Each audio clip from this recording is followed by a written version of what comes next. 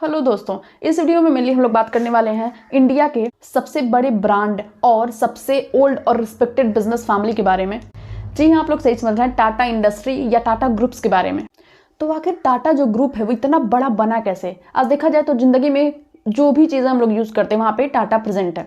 खाने में देखा जाए तो टाटा नमक, टाटा टी, बाहर जाना हो तो टाटा मोटर्स, अगर किसी होटल में ठहरना हो तो टाटा का होटल्स है, ज्वेलरी पहनना है तो तनिष्क, और इसके अलावा अगर आपको वॉच में इंटरेस्ट है, वॉच पहनना है तो उसके लिए टाइटन। आईटी सेक्टर में देखा जाए तो टीसीएस यानी कि टाटा कंसल्टेंसी सर्विस, और आर्टिफिशियल इंटेलिजेंस के क्षेत्र में देखा जाए तो टाटा एलेक्सी। मतलब हर सेक्टर में टाटा प्रेजेंट है। तो आखिर टाटा ग्रुप यहाँ तक पहुंचा कैसे, इतना बड़ा बना कैसे, इतने बड़े एम्पायर को बनाने में कितना समय लगा, ये सब हम लोग इसी वीडियो में जानने वाले हैं। तो अच्छी नॉलेज के लिए वीडियो में लास्ट तक जरूर बन रही है। मैं हूं रूबी सिद्दीकी और मैं मिली आपको बताती हूँ ऐसे ही अमेजिंग और यूजफुल नॉलेज के बारे में। तो इस अमेजिंग इंडस्ट्री की कहानी की शुरुआत होती है सन 1868 ईस्वी से, जब सबसे पहला कारखाना जमशेदजी टाटा द्वारा खोला गया। टाटा ग्रुप ने सबसे महत्वपूर्ण कदम सन 1907 में उठाया था, जब इसने सबसे पहली बार टाटा स्टील का निर्माण किया। इसलिए क्योंकि ये भारत का पहला मॉडर्न स्टील प्लांट था और इससे देश की औद्योगिक उन्नति में बहुत बड़ा योगदान मिला। इसके बाद लगातार टाटा ग्रुप ने अलग अलग क्षेत्रों में अपने कदम बढ़ाए। टाटा ग्रुप की अगर हिस्ट्री की बात करें तो इसकी जो कहानी है बहुत ही अमेजिंग और इंस्पिरेशनल है। इसकी शुरुआत 19वीं शताब्दी में ही हो गई थी, जमशेदजी टाटा ने जब सबसे पहली बार इस इंडस्ट्री का सपना देखा था। जमशेदजी टाटा यानी कि जो टाटा इंडस्ट्री के संस्थापक, उनका एक ड्रीम था एक ऐसे इंडस्ट्रियल ग्रुप का निर्माण करने का जो देश के विकास में योगदान दे और हमारा जो समाज है उसको सुधारने में भी वो योगदान दे। और आज देखा जाए तो टाटा ग्रुप जो है वो इंडिया की एक बहुत ही इंपॉर्टेंट इंडस्ट्रियल ग्रुप है जो देश के औद्योगिक विकास में एक बहुत बड़ा योगदान देती है। सन 1920 से 1930 में टाटा ग्रुप ने महत्वपूर्ण औद्योगिक क्षेत्रों में विस्तार किया और इस समय में इसने टाटा केमिकल्स, टाटा मोटर्स और टाटा पावर आदि कंपनियों का निर्माण किया। टाटा मोटर्स ने ऑटोमोबाइल्स के क्षेत्र में अपना एक बहुत ही इंपॉर्टेंट प्लेस बना लिया मार्केट में और देश के सबसे प्रमुख कार मैन्युफैक्चरर में से एक बन गया। सन 1947 के बाद से जब हमारा देश आज़ाद हो गया, तब टाटा ग्रुप ने अपने विस्तार को और ही ज़्यादा बढ़ाया। आपने जमशेदपुर का नाम जरूर सुना होगा। जमशेदपुर का नाम जमशेदजी टाटा के नाम पर ही अंग्रेजी वायसराय जो उस समय थे उन्होंने रखा था।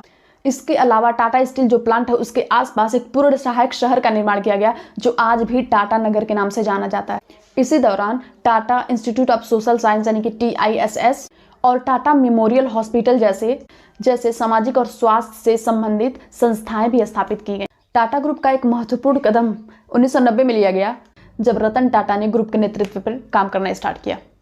रतन टाटा ने अपनी पहुंच को इंटरनेशनल मार्केट में और भी ज़्यादा मजबूत किया और विदेशी बाजार में अपनी स्थिति को भी मजबूत बनाया। विदेशों में मेनली देखा जाए तो टेटली, जगुआर, लैंड रोवर और कोरस जैसी कंपनियों के विस्तार ने टाटा ग्रुप को ग्लोबल पहचान दिलाने में मदद की। इनका उद्देश्य देखा जाए तो कभी भी सिर्फ पैसे कमाना नहीं था। टाटा ग्रुप्स ने हमेशा ही सामाजिक उत्तरदायित्व को यानी कि सोशल रिस्पॉन्सिबिलिटी को महत्वपूर्ण माना। देखो, टाटा ग्रुप्स ने ना सिर्फ अपने बिजनेस को ही बढ़ाने पर ध्यान नहीं दिया, CSR के क्षेत्र में यानी कि कारपोरेट सोशल रिस्पॉन्सिबिलिटी के क्षेत्र में भी इन्होंने बहुत ज़्यादा काम किया और अनेक कार्यक्रम भी चलाए। जैसे कि उनके सामाजिक सेवा में देखा जाए तो education, health care, environment protection जैसे क्षेत्रों पर भी इन्होंने ध्यान दिया। टाटा ग्रुप्स के पास 100 से भी ज़्यादा कंपनीज हैं और उसमें से 29 कंपनियां मार्केट पे यानी कि शेयर मार्केट पे लिस्टेड हैं। टोटल देखा जाए तो 100 से ज़्यादा देशों में 6 महाद्वीपों में इनका कारोबार चलता है। देखा जाए तो इंडिया का टोटल जो टैक्स है उसका 2.5% यानी कि 2.5% अकेले सिर्फ टाटा ग्रुप देता है। टाटा ग्रुप हमारे देश का तीसरा सबसे बड़ा एम्पायर है। टाटा ग्रुप्स के अगर और भी हम लोग सेक्टर्स की बात करें तो कंज्यूमर सेक्टर में नमक, टाटा टी, इसके अलावा आप लोग सुने होंगे हिमालय का जो ब्रांड है वो भी टाटा ग्रुप का ही है। एयरलाइंस में देखा जाए तो विस्तारा एयरलाइन, अब एयर इंडिया भी है। शुरुआत में मैंने आपको टाटा स्टील के बारे में बताया था। टाटा स्टील के अलावा स्टील के अब इस समय बहुत सारी और भी कंपनियां इन्होंने खोल लिया है, जैसे कि Tata sponge iron, Tata blue scope, Tata tin plate ETC। Infrastructure क्षेत्र में देखा जाए तो Tata power, Tata housing, Tata consultancy जो कंसल्टेंसी का सर्विस देता है। देखो, ट्रेडिंग या इन्वेस्टिंग की बात करें तो टाटा की टोटल 29 कंपनियां हैं जो लिस्ट है मार्केट में। तो इन्वेस्ट किस में करें, कंफ्यूजन तो आएगी। तो मैं आपको बता दूं, हर्षद मेहता का एक डायलॉग था जो बहुत बड़े इन्वेस्टर हैं कि टाटा कंपनी का कोई भी शेयर उठा लो, पुरानी कंपनी है, रिटर्न देकर ही जाएगी। तो मेरे कहने का ये मतलब है कि टाटा के आप किसी भी कंपनी में आप SIP कर सकते हैं या हर डीप में बाई कर सकते हैं। आज तक टाटा ग्रुप सिर्फ एक विशेष परिवार के रूप में ही नहीं बल्कि एक विकासशील इंडस्ट्रियल ग्रुप के रूप में सामने दिखता है।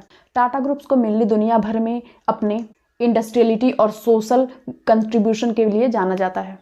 देखा जाए तो टाटा ग्रुप का जो हिस्ट्री है वो एक इंस्पिरेशन से कम नहीं है। तो ये था टाटा ग्रुप के बारे में थोड़ा सा नॉलेज और ओवरव्यू। आई होप कि ये अमेजिंग नॉलेज आपको बहुत ज़्यादा अच्छी लगी होगी, बहुत कुछ नया भी आप लोग सीखे होंगे।